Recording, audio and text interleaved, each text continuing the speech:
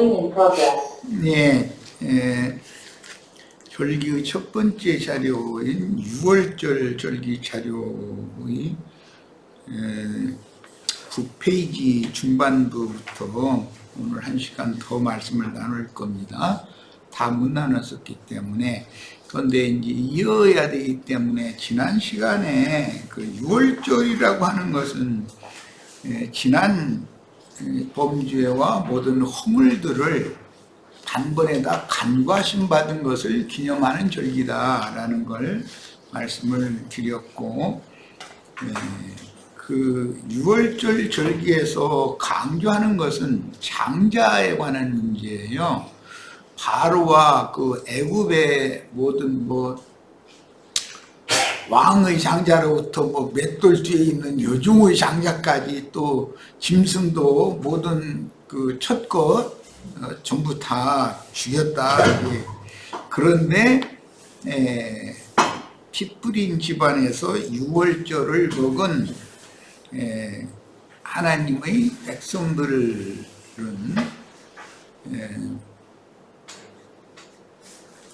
그 심판이 건너갔고 그들을 출애굽을 시킨 것이 6월절을 기념하게 한 출애굽 사건이에요.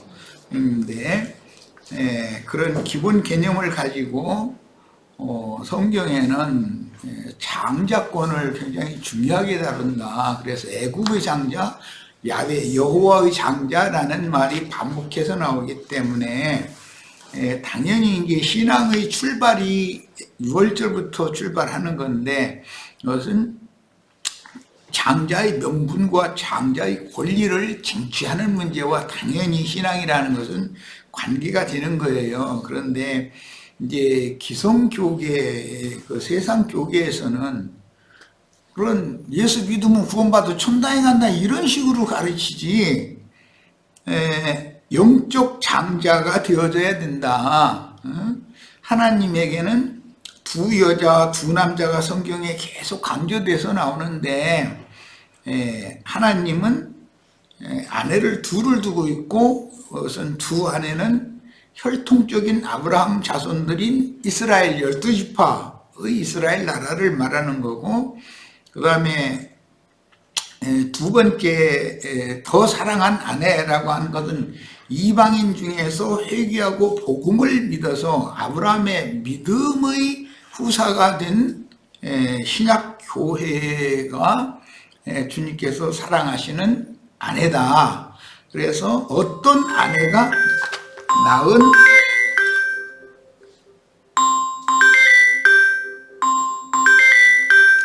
이게 정말 이거 안 꺼지는 건데.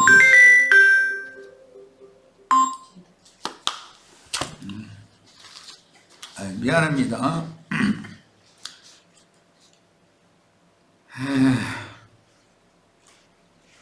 하나님에게는 이제 장자의 명분과 장자의 권리 문제가 신앙의 시작에서부터 굉장히 중요하게 다뤄지는 거예요, 성경에.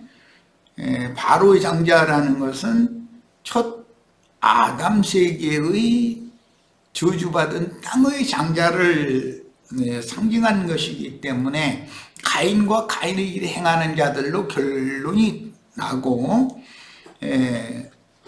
새 하늘과 새 땅의 장자권자들로 성취가 돼야 되기 때문에 저주받은 자들은 다 죽고, 아브라함의 복을 받은 자들이 주님의 나라를 상속받아야 되기 때문에, 그런데 주님의 나라의 상속자들이 하늘에 간직한 기업을 받을 아들들도 장자도 있고, 새 땅의 기업을 받을 장자도 있기 때문에 이 장자권에 관한 말씀을 곁들여서 6월절 때부터 이것을 가르치지 않으면 절기 얘기를 할 필요가 없는 거예요, 사실은. 오늘날 하나님의 교회인가 거기서 6월절을 하십니까? 이제 그러면서 전도랍시고 하고 앉았는데, 우리는 그 사람들 만나려고 그러더니 나는 6월절만 하는 게 아니라 우리는 7절기를 다 한다고 그러세요.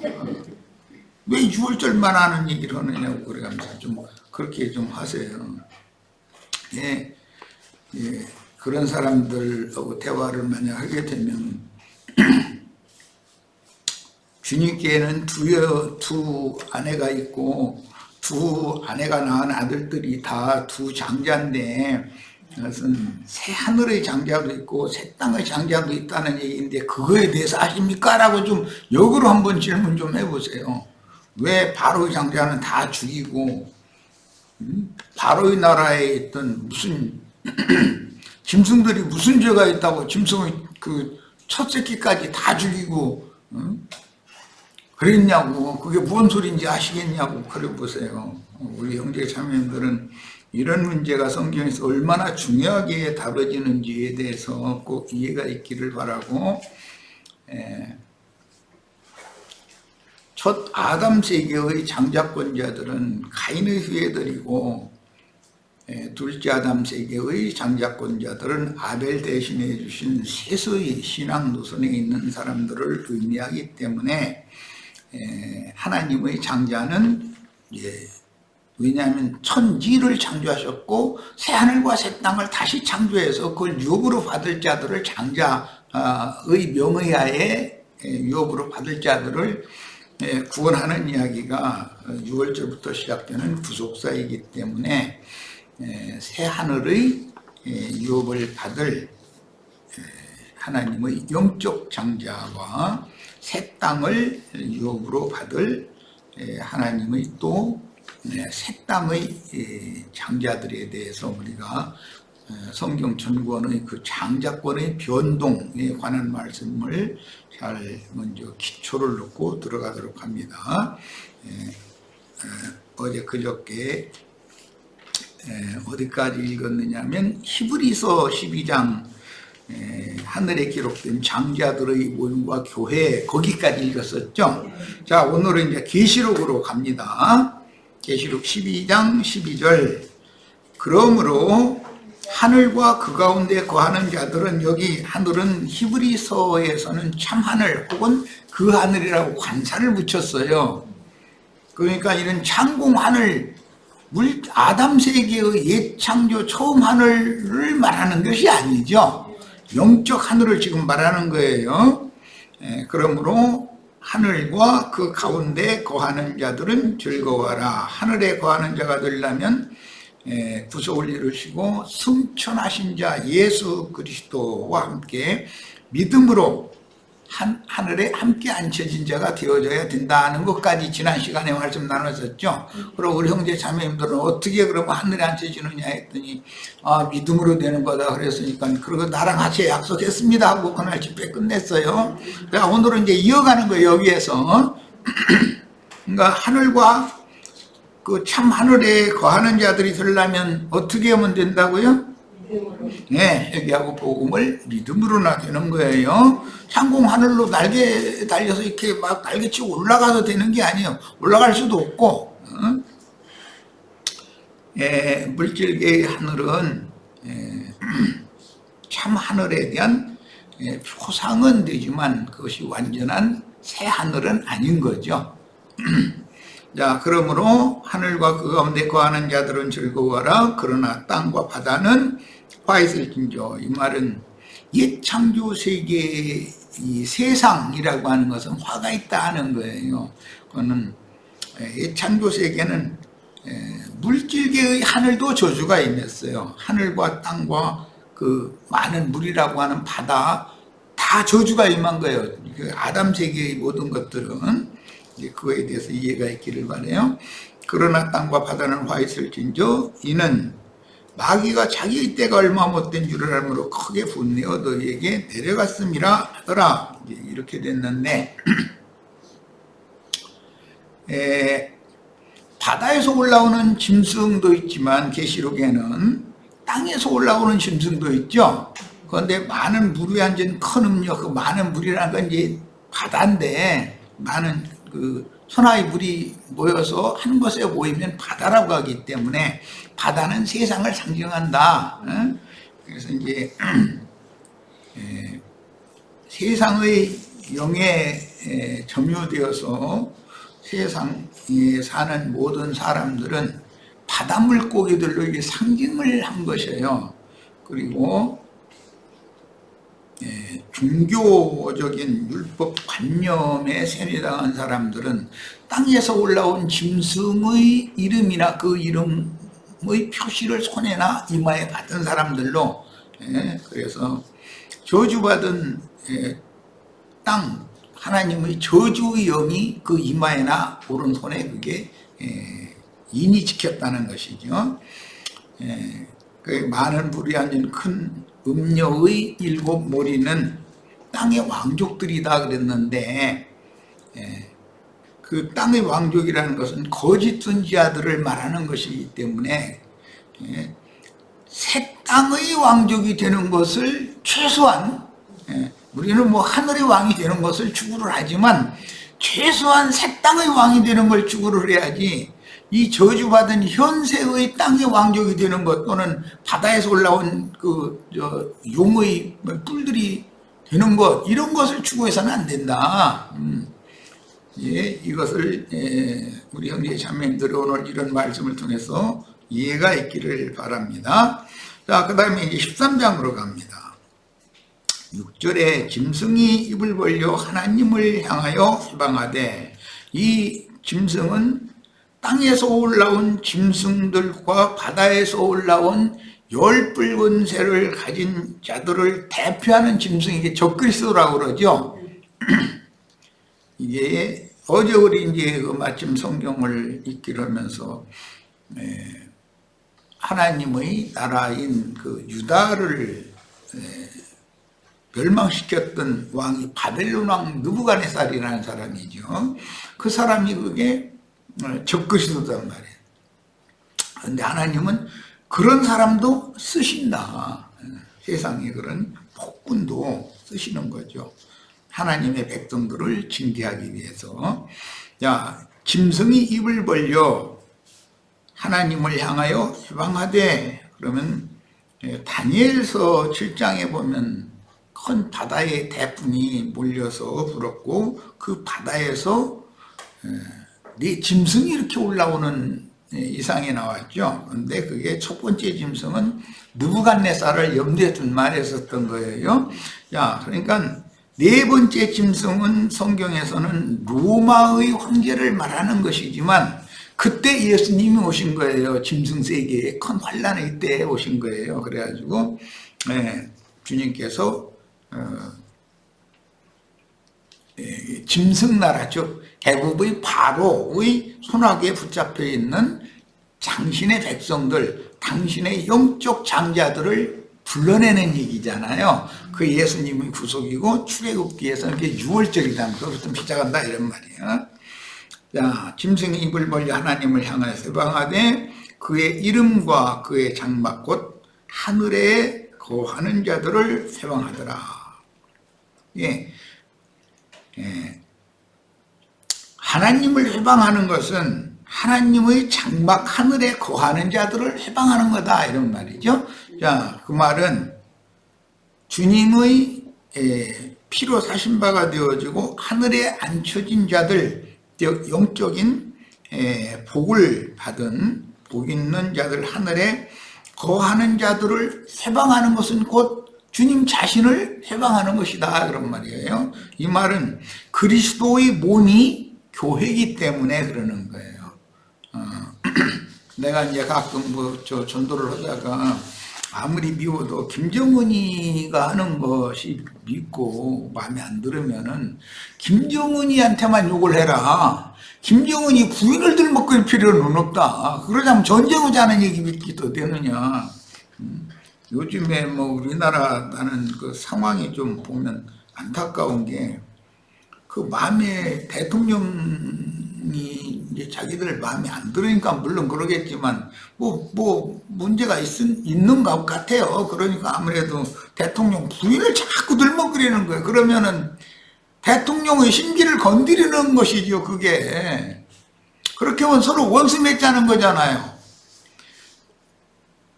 남편이 아내를 뭐 그렇게 막 목숨같이 사랑하고 그러지 않을지라도 나는 나는 그렇게 하지 않아도 다른 사람이 내 아내 욕하는 것은 그건 못 참는 것이거든. 나를 모멸하는 거잖아요, 그게. 이런 것을 잘 생각을 하셔야 돼. 어제 이제 우리 그게 저 설산 구경 갔다 오면서 내가 배필이라는 말이 무슨 뜻이 아는지 아느냐 우연찮게 이제 그 얘기가 나와서 그랬는데, 그게 배라는 말은 아내라는 뜻이에요. 필이라는 말은 서로 마주보는, 뭐 끝날 때까지 서로 마주봐야 된다는 그런 뜻이에요. 그러니까 아내는 아무리 미워도 인생이 끝날 때까지 서로 이렇게 마주 바라보면서 살다 죽을 수밖에 없는 거예요.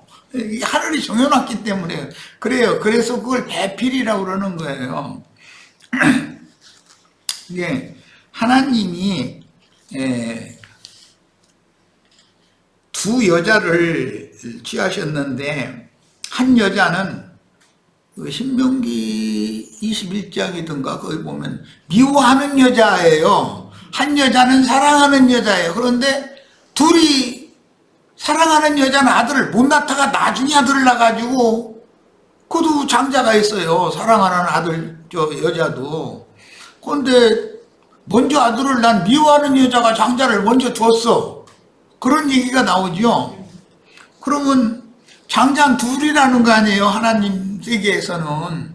그러면은 당연히 누구는 어떤 기업을 받을 건가를 하늘 아버지께서는, 하늘은 사랑하는 아내가 낳은 장자한테 주고, 땅은 새 땅을 말하는 거야. 새하늘 새 땅. 새 땅은 미워하는 여자가 낳은 아들한테 준다, 이제 이 말이에요, 결론적으로는. 그러니까 이게 하나님의 경륜이기 때문에 미워하는 여자의 장자라고 해서 그 사람을 함부로 하면 안 되는 것이 신명기 21장에 나왔죠. 그러니까 혈통적인 아브람 자손이 그냥 멸망받는 것으로 끝나는 게 아니에요. 반드시 부활되죠. 부활돼가지고 무화과 열매를 맺는 때가 온다는 거예요. 그런데 먼저 포도나무 열매를 추수한 다음에 그동안에 메말라 죽어있던 무화과나무가 새 잎을 내고 그 다음에 열매도 맺고 이런 시대가 온다는 거예요. 그래서 계시록에는 하늘에 올라간, 시온산에 올라간 14만 4천 이야기가 나오고, 각 지파별로 1만 2천씩 해서 그게 이제 혈통적인 이스라엘 12지파의 열매들이죠. 1만 2천씩. 그래서 저주받은 무화과나무가 예수님이 오셨을 때는 열매의 때가 아니었어요. 무화과의 때가 아니었어요. 그러나 이방 교회의 시대가 지나고 나면 무화과나무가 부활돼가지고 마른 나무가 새순을 내고 열매를 맺고 결실하는 때가 반드시 온다는 거예요. 이게 하나님의 경륜이에요. 예, 이런 문제를 지금 오늘 우리가 지금 다루는 중이에요. 자, 출애굽기 이제 11장 5절로 갑니다. 애굽 땅에 있는 모든 처음 난 것은, 이것은 세상에 있는 장자권자들을 말하는 것이기 때문에, 첫 아담 세계의 장자권자들은 가인의 길에 행하는 자들인데, 그게 이제 역사적으로 바로의 장자로부터 맷돌 뒤에서, 그 맷돌 돌리려면 맷돌 뒤에 이렇게 양쪽이 앉아야 되잖아요. 근데 아마 여종들이 맷돌을 돌렸던가 보지. 그러니까 맷돌 뒤에 있는 몸종의 장자라고 그랬어요. 왕인 바로의 장자로부터 그 종의 장자, 또 가축의 처음 난 그 첫 새끼까지 다 죽였다는 거예요. 6월절 그 반에. 이 말의 의미를 잘 이해하시기를 바라요.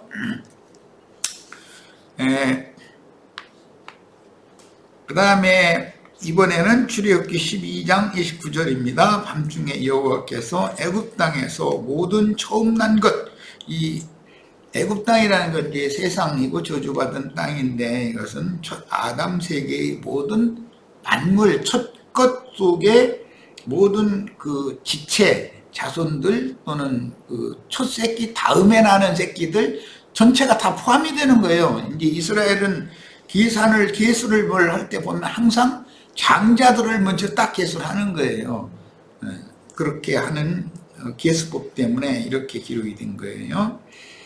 자, 처음 난 것 곧 왕위 앉은 바로의 장자부터 옥에 갇힌 사람의 장자까지. 앞에는 종의 장자라고 그랬는데 여기는 옥에 갇힌 장자라고 나와 있죠. 이런 말은 기독교계에는 필라케라고 하는 큰 성 바벨론은 옥이지요. 그게 악령들 귀신들이 감옥이다. 계시록 18장 2절에 이렇게 돼 있어요. 그게 다 옥에 갇힌 자들인데 그 말은 육적 자아라고 하는 옛사람의 아집 속에 다 갇혀있는 중이죠. 우리도 이런 복음을 듣기 전에는 기독교계에서 열심을 내고 다녔지만 다 그게 감옥에서 그 생활을 하면서 열심히 내고 있었던 거 아니에요. 다른 표현으로는 그게 무덤에 있는 죽은 자들이 했었던 거예요. 그게 여러 가지의 비유법을 이렇게 성경은 제시하고 있어요. 그 다음에 가축의 처음 난 것은 아담에게 모든 생물을 다스리는 권위를 맡겼기 때문에 그 모든 생물 중에서도 가축은 아담과 그의 배필인 그 하와의 범죄를 대속하기 위하여 희생이 필요했는데 그게 가축 중에서 정결한 짐승, 소, 양, 염소 이런 걸로 희생을 삼아서 희생의 피를 통해서 사람이 대속을 받았던 것이죠. 그래서 이제 가축 얘기가 나왔어요. 이것은 아벨이 이 가축을 치는 자였었던 거잖아요. 들짐승 치는 자가 아니고. 뭐 짐승 이야기도 들짐승, 집짐승 이런 데까지 들어가면 복잡하니까 어쨌든 짐승 세계도 그 들짐승도 있고 집짐승도 있는데 들짐승 중에도 먹을 만한 허락받은 정결한 짐승이 있고 집짐승 중에도 먹을 수 없는 짐승이 있죠. 부정한 짐승. 집짐승이라 해서 다 먹는 게 아니잖아요. 자, 13장 이번에는 15절 그때 바로가 완악하여 우리를 보내지 아니하며 여기 우리라는 것은 하나님의 장자 이스라엘을 애굽에서 나가게 허락을 해주지 않았다 이 말이죠. 그러니까 이건 뭐 출애굽기 읽어보면 내일 가라 해가면서 계속 붙잡죠. 보면 우리들이 이 세상에서 떠나서 주님의 나라로 이렇게 옮겨진다는 것이 쉬운 일이 아니라는 거예요. 이 세상 잡기들은 사람의 마음을 확 휘어잡고서 놓아주지를 않거든. 여호와께서 애굽 나라 가운데 모든 처음 난 것은 사람의 장자로부터 가축의 처음 난 것까지 다 죽이셨으므로 태에서 처음 난 모든 수컷들은 처음 난 것이라도 암컷을 죽이는다고 돼 있지 않죠. 장자니까 이것은 수컷 아들을 죽이는 거예요. 내가 여호와께 제사를 드려서 내 아들 중에 모든 처음 난 자를 대속하리니 그러니까 그 생축을 대신 죽여서 하나님의 아들들은 구속을 받게 한다, 용서를 받게 하는 근거를 삼는다, 이제 그런 말이에요. 이스라엘은 장자의 명분과 권리를 매우 중요하게 여겼는데 첫 아담의 옛 창조 세계의 모든 생물을 대표하는 장자는 가인이었으며 대속물로 구속받은 새 창조 세계의 모든 생물인 네 생물을 대표하는 장자는 아벨 대신에 아담 부부에게 주신 셋이었습니다. 이게 굉장히 중요한 말이 가인 제사장과 아벨 제사장 이야기 여기부터 시작이 되기 때문에 가인의 길에 행하는 저주받은 땅의 장자들은 먼저 택하심을 받은 유대인들 중에서 선지자들이 가르침을 따르는 소수이며 이스라엘 구약시대에도 아론 만차의 율법 제도권에서 율법 종교 생활을 하는 그 대다수죠. 그 사람들과 선지자들의 가르침을 받는 소수의 사람들이 두 노선이 감춰져 있었다는 거예요. 그래서 선지자들의 가르침을 따르는 소수가 있었다. 그들은 약속의 땅인 가나안 땅을 유산으로 받는 선민들로서 소수는 이게 하나님 나라에 들어가는 구원을 얻는 자가 수가 적으니까 이렇게 질문했죠, 제자들이. 그러니까 적은 무리여 하나님께서 그 나라를 너에게 주시기를 기뻐하시느니라. 항상 적은 무리만 감춰져 있다. 이제 이것이죠. 그들은 새 땅의 유업을 받으며 아론 반차 율법 제도를 실행하는 유대 교인들은 저주의 자식들이니 자칭 유대인의 회당에 속한, 여기 회당이라는 것은 큰 무리 모임이라는 뜻이에요. 당 짓는 자들 그런 뜻이에요. 세상 교계의 신자들은 기업을 뺏기는 큰 음력 교계의 신자들입니다. 이제 구약 시대에도 혈통적인 아브라함 자손이 구약 시대에는 이방인들에 비해서 그들이 선택받은 선민이었죠. 혈통적인 아브라함 자손들이. 그러나 이제 신약 시대가 되면 이방의 교회들 중에서도 하늘의 기업에 이른 자들, 하늘에 이른 자들은 하나님의 영적 장자들이고, 여전히 땅의 것을 추구하는 자들은 하나님이 그들을 오히려 비록 혈통적인 유대인들이었지만 그들을 버린다는 거예요. 그러면 저주받아서 지옥불에 떨어진 사람들 얘기가 아니라, 그런데 하나님의 경륜을 이루기 위해서 먼저 아브라함의 혈통적인 자손들을 통해서 120명과 12사도라고 하는 예루살렘 교회를 먼저 세우죠. 그런데 그 120명과 12사도들로 중심이 되는 120명의 예루살렘 교회가 이방인들의 교회와 계속 이어지는 것이 아니고 AD 70년에 로마에 의해서 저주받은 혈통적인 이스라엘 사람들인 아론 반차의 제사장 직분을 자신들이 율법을 다 행한다고 자부하던 사람들은 싹 멸망받아 버렸고 이스라엘 나라 지구상에서 없어지게 됐죠. 이제 그때 예루살렘 교회도 성경에서 자취를 감춰버린단 말이에요. 예루살렘 교회가 어떻게 대를 이었다 이런 말이 없단 말이야. 그 대신 예루살렘 교회에는 안디옥 교회, 이방인들의 교회로 장자권을 넘겨주고 사라지는 거예요. 이제 그 이방인의 교회에서 시온산에 오른 14만 4천의 어린 양의 신부를 충만한 수를 채우는, 이제 오늘 우리가 그 마지막 시대에 살고 있는데, 그 다음에 뿌리로부터 말랐던 무화과 나무가 열매를 맺기 위해서 부활되는 때가 또 이어지기 때문에 이것이 굉장히 복잡하죠. 이런 이제 성경 하나님의 그 경영을 이해하는 것은. 그러니까 예루살렘 교회는 반드시 부활된다는 거예요. 지옥불에 떨어진 사람들은 부활될 수가 없는 것이고, 이걸 잘 구분을 하시기를 바라요. 그래서 하나님의 기업은 하늘에 간직한 기업도 있고 땅의 기업도 있으니 영이신 야훼 하나님의 영적 장자들은, 하늘이라고 오늘 말씀에 계시록에 그랬지만 그건 참 하늘이죠. 히브리서 용어로는 그 하늘이에요. 하늘에 간직하신 유업을 상속받는 이기는 자들이니, 세상에 많은 교회들이 있지만 그 7교회들 중에서 이기는 자들을 빼내가지고 하늘의 장자교회로 옮겨놓는 거잖아요. 그러니까 세상 교계에서 빼내심을 받은 자들만 장자들의 하늘의 장자권을 갖게 된다, 그 말이단 말이에요. 그래서 하늘에 준비하신 영적 기업의 후사들은 하늘에 기록한 장자들의 교회인 구속을 이룬 주님이 새로 창조하신 새하늘에 세운 더 크고 온전한 참장막에 거하는 자들입니다.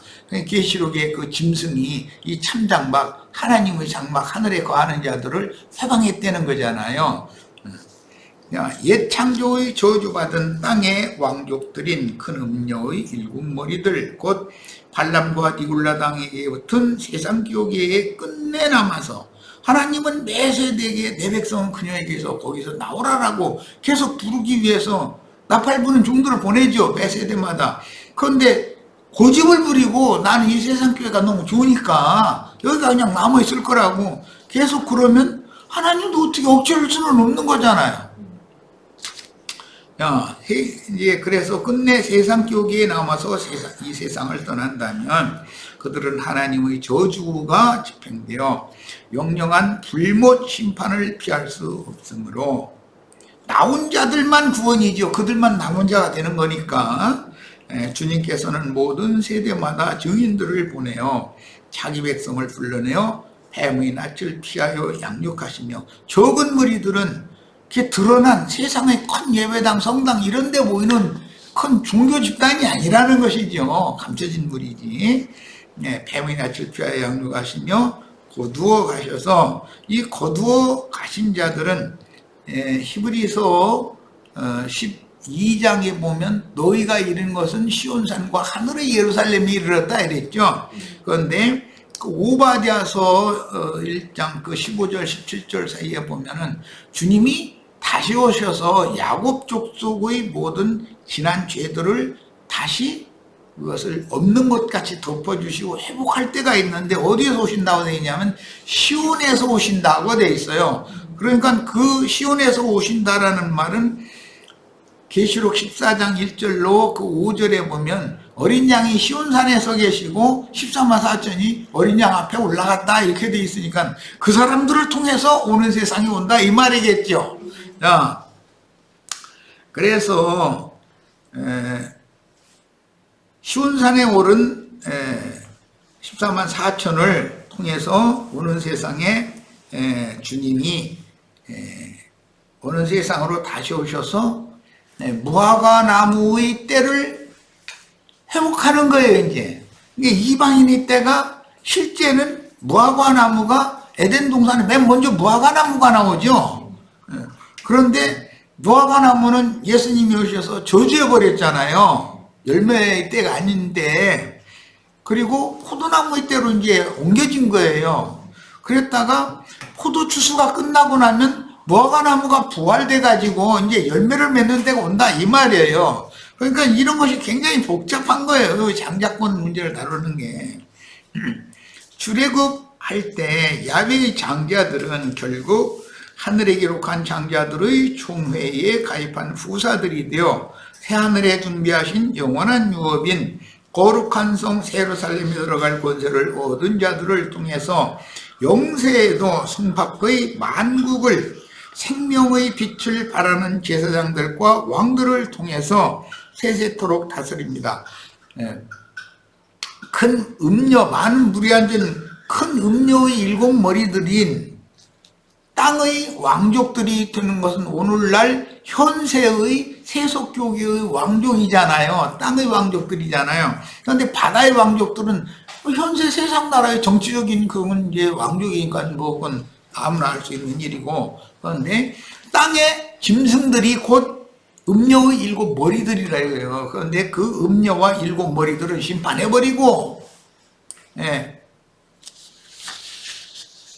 이방인의 충만한 수를 하늘의 시온산으로 데려가시고 그들과 함께 오는 세상에 오시는 것을 주님이 예언할 때는 인자가 구름 타고 오리라 구름 타고 오리라 계속 그렇게 말씀하셨던 거죠. 시온산으로 추수하는 것은 흰옷 입은 어린 양께서 예리한 낫을 땅에 휘둘려서 포도송이를 다 거두 곡식을 다 거두죠. 어디로 데려가요? 흰 구름 위에 앉아서 추수를 했으니까 흰 구름으로 데려갔겠죠. 그러니까 낫을 휘둘러서 추수를 했다라는 말은 육의 생명이 다 끊어졌다는 땅에 붙어있는 생명이 끊어졌다는 말이지 죽지도 않고 어디로 휘고든다는 말이 아니잖아요. 어느 구름 속으로 막 그냥 호련히 끌어올려갈 그런 생각만 하고 있으니 그런 사람들한테 이런 장자권의 변동, 장자권이라고 하는 것이 하늘의 장자도 있고 땅의 장자도 있고 이렇게 복잡하게 나가고 바로의 장자, 애굽의 장자는 다 죽이고 사람만 왕의 아들만 죽이는 게 아니라 여종의 아들까지 다 죽이고 짐승도 첫 새끼는 다 죽이고 이런 얘기를 복잡하게 하면은 이 사람들이 이런 말을 알아듣기가 어렵다는 거예요. 결과적으로는 세상 나라와 세상 교계라는 것은 하나님의 심판의 대상이 된다라는 말이에요. 그리고 하나님의 장자들만 데리고 출애굽을 하는 거예요. 유월절을 다룰 때는 반드시 장자권 문제를 그걸 중요하게 여기니까 지금 성경이 말하고자 하는 의도가 그거니까 이것을 중요하게 설명을 할 수 없으면 무슨 절기 얘기를 하나 만한 거예요. 그게 누가 하나님의 나라를 유업으로 받을 거냐의 문제니까 지금. 자, 이제 절기라는 말은 문자대로는 그 잔치라는 말이고 축제라는 용어예요. 이 모에드라고 하는 이 용어는. 그런데 이제 어떤 데에서는 문자대로 오면 계절, 사계절이 돌아갈 때 그 계절이라고도 번역을 할 수 있어요. 자, 아무 흠도 없고 이제 11페이지로 갑니다. 좀도 없는 유월절 희생으로 하나님께 채택된 사람 예수는 갈릴리에서부터 전도사역을 시작하여 유대 종교의 본거지인 예루살렘에 올라가서 잡혀 죽기 2주 전부터 예루살렘에 올라갔죠. 그런데 마지막 한 주간의 특히 나흘 동안은 유대교의 말쟁이들이 예수님 에워싸고서 조사를 하는 거예요. 동서남북 사방에서. 그게 유월절의 예언을 이루는 것이죠. 양을 아비벌 10일날 별도로 묶어놔두고 사방에서 검증을 해서 점도 없고 흠도 없으면 죽이고 점이나 흠이 있으면 그걸 제물로 삼을 수가 없기 때문에 죽이면 안 되는 거죠. 자, 이렇게 해서 신약의 성취를 했어요. 그래서 유대교 지도자들은 예수님을 사방에서 이제 시험을 하는데, 나흘 동안 시험을 하는데, 인간적인 말로는 답변하기가 매우 곤란한 문제만 뽑아가지고서 올가늘라고, 말에 올무를 걸으려고 질문을 던지는 거예요. 그래서 그들은 모세의 율법과 장로들의 유전을 가지고 질문을 하므로 책잡을 거리를 만들려고 목을 지키며 달려들었지만 끝내 주님의 지혜로운 답변에 굴복하고 입을 다물어야 했으니, 이게 예수님은 흠이 없다는 것이 증명이 된 거죠. 이렇게 이것이 율법의 의로도 흠이 없는 하나님의 어린 양이심을 확증한 것이었습니다. 유대교인들의 질문이 이제 중요한 4가지가 나와요. 나흘 동안 질문을 했는데, 첫 번째는 이혼에 관한 질문을 했죠. 자, 이거는 우리는 인간 세상에서 이혼을 하느냐 마느냐라는 건 표상이고, 주님께 버림을 받는 거, 은혜에서 끊어지는 것은 이혼당하는 것이죠. 이렇게 해석을 한단 말이에요. 우리는 또 다음에는 무엇을 행해야 영생을 얻을 수가 있는가? 이 질문인데, 이것은 율법을 지켜서 영생을 얻는 게 아니고 믿음으로 행하는 신앙인만이 영생을 이미 얻은 것이고 영생을 또 취하는 중이다. 우리는 이런 걸 우리도 이런 답변할 줄 알아야 되니까 내가 좀 설명을 하는 거예요. 그 다음에 3번째는 네가 무슨 권세로 이 백성들을 가르치느냐라는 걸로 질문을 했죠. 자, 영이신 하나님께서 생명의 능력과 그 영으로 기름 부음을 받은 영적 제사장들이기 때문에 하늘과 땅의 모든 권세를 예수님이 맏아들로 대표로 받아가지고 제자들한테 그걸 부여하셨기 때문에 우리는 하나님의 생명의 능력과 그 하나님의 권위를 가지고 다스리는, 가르치는 거예요. 그러는 것이지 신학교를 졸업했으니까 가르치는 게 아니단 말이야. 그 다음에는 유대교인들은 신학교 졸업하는 거, 우리는 기름 부음 받은 주의 종이다 그러는데, 신학교에서 무슨 참기름을 부어줘요? 들기름을 부어줘요? 요즘에 뭐 기름값도 뭐 비싸져가지고 그런 값도만 해표인가 뭐 무슨 표인가 그 기름 뭐 이런 거. 아니 왜 저희 신학교가 무슨 기름을 부어주는데 신학교에서 하나님의 생명의 능력과 하나님의 부활 생명의 능력과 영생하는 권위를 우리에게 그 영의 말씀으로 기름을 부어줬기 때문에 우리는 이런 걸 가르칠 수 있는 권세가 우리에게 있는 거예요. 신학교를 졸업한 것 때문에 가르치는 권세가 있는 게 아니고 이걸 정확하게 답변할 줄 아셔야 돼. 그 다음에 이제 마지막에는 가이사에게 세금을 내는 것이 옳으냐 그러냐 이제 이런 거였었죠. 그럼 이제 예수님 가이사에 세금 내면 안 돼 이래버리면은 너 잘됐다고 잡아 죽일 거 아니에요. 가이사에게 세금 내 그러면 그 유대인들 그 힘들게 버는 돈 가지고 가이사한테 갖다 돈 내라고 그러냐고 또 올가서 죽을 게 아니에요. 이렇게 답변해도 저렇게 답변해도 이 사람 꼼짝 못하고 죽는다 이런 걸 가지고 흠을 잡으려고 질문을 했는데 가이사의 것은 가이사에게 내고 하나님의 것은 하나님께 갖다 바쳐라. 그러니까 이 세상의 국세와 하나님 나라의 국세는 다르다라는 것을 증거하신 것이죠. 우리도 이런 것을 증거를 잘해서 주님께서 그 마지막 한 주간에 좀도 없고 흠도 없는 희생축으로 확증이 된 것처럼 사실은 유대교인들이 그렇게 동서남북 사방에서 달라들어서 검증을 하는 것이 예수님이 마지막으로 진리를 증거할 기회를 하나님이 주신 거단 말이에요. 그게 그런 것처럼 우리 형제 자매님들에게도 하나님의 말씀과 저희가 가진 예수에 대한 증거 때문에 목배임을 받을 마지막 증거의 기회를 주실 거예요. 그럼 그때 회당에 잡아 끌고 가서 매질도 하고 관이에게 넘겨서 이제 세상 나라에 이제 재판소에 넘겨가지고 세상법으로 이렇게 저 사형수로 올가 넣어서 사형시키려고 그 법정에서 이러쿵저러쿵 이제 이 세상신 마귀 사자들인 검사들이 막 이만큼 서류 만들어 가지고 그 사람이 뭐 여기 뭐 정선길 뭐 이거 75회 75에 28인가 여기 뭐 조그마한 몇 명 모아놓고서 뭐 이런 거 가르쳤다고 해가면서 분명히 이제 그때 되면 또 그런 것까지 다 그 사람들 추적하고 해내겠지. 그 사람들은 누구 사람 지기 위해서 뭐 찾아내는 건 세상 말로 귀신 같은 사람들이니까.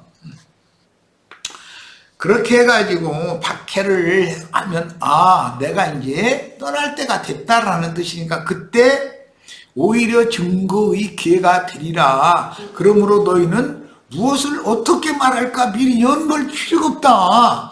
그때 할 말을 주의 성령께서 다 주실 거니까 주의 성령께서 허라는 대로만 얘기하고 너 그냥 가면 된다 이랬단 말이에요.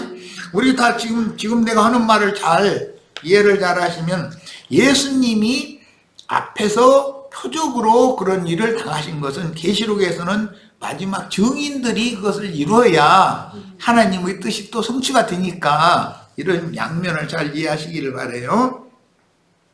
자, 주님의 답변에 대하여 더 이상 책잡을 것이 없어서 아무 할 말이 없었던 것은 유대교 지도자들은 그들이 크게 오해한 성경 지식으로는 주님을 이길 수 없었기 때문에 백성들에게 자신들의 권위가 실추되고 율법적인 교권 유지가 어려울 것이 두려워서 자신들의 죄악을 숨기려는 목적으로 결국은 예수를 죽이면 자신들이 백성들 여태까지 속여먹은 것이 들통나지 않을 거다 해서 예수를 꼭 죽여야 되는 거예요. 안 죽이면은 예수님이 나팔 더블게 놔둔다가는 뒤에는 이제 밥그릇 다 뺏겨버리게 생겼으니까 이런 이치를 꼭 깨달으셔야 돼. 이것이 세상 교계를 대항하여 싸우는 증인들이 해야 되는 일이다.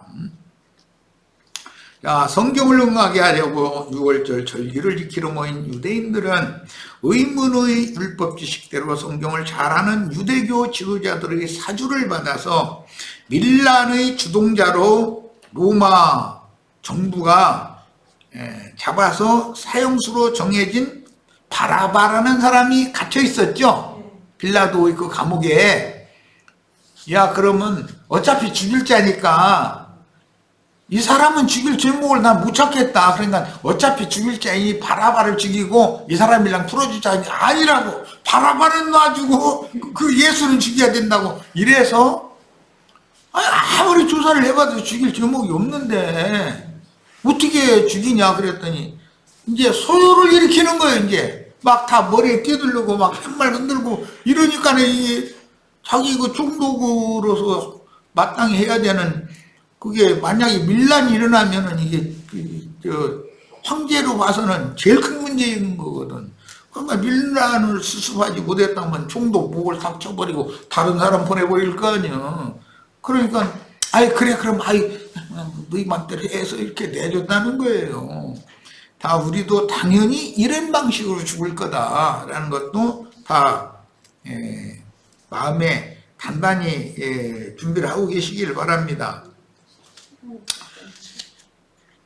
이야, 그럼 다음 시간에까지 잠깐 이어야 되겠네. 이거 무교절 절기 자료를 오늘 해드렸는데 어쨌든 이 6월절 자료가 마치기까지 잠깐 다음 시간에 한 10분 정도 더 하고 무교절 절기로 들어가겠습니다. 자, 잠깐 쉬었다 이어합니다.